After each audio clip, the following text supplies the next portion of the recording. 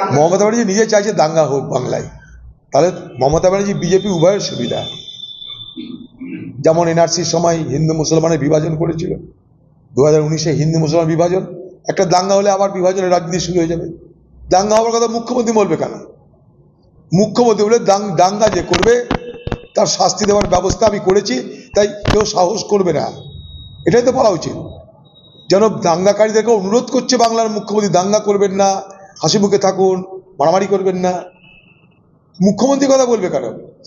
প্রশাসনকে বলে দেওয়া উচিত, নিজের পক্ষ থেকে বলে দেওয়া উচিত, দাঙ্গাকারীর কোনো জাত ধর্ম দেখার দরকার নাই, দাঙ্গাকারীকে যেখানে দাঙ্গা করার প্রচেষ্টা করবে সেখানে সবকিছুকে নস্যাৎ করে দেওয়ার জন্য প্রশাসন সক্রিয় থাকবে, এটা বললেই হয়। এইগুলো দাঙ্গা দাঙ্গা দাঙ্গা দাঙ্গা হাওয়াটা তুলছে মুখ্যমন্ত্রী মমতা ব্যানার্জি পরিকল্পনা করে এই হাওয়া তোলা হচ্ছে বাংলায়। কোথাও বাংলায় দাঙ্গার পরিস্থিতি নেই। এই দাঙ্গার কথা বললে বিজেপি সব থেকে হাত শক্ত হবে, বিজেপি দাঙ্গার কথা বলবে, সব থেকে হাত শক্ত হবে বিজেপির আর দিদি মোদির এই চক্রান্তে বাংলার হিন্দু মুসলমান কেউ আপনারা প্ররোচিত হবেন না, পা দেবেন না, এটুকু আমি আপনাদের কাছে নিশ্চয়ই আবেদন করব। বাংলা টুডে নাও।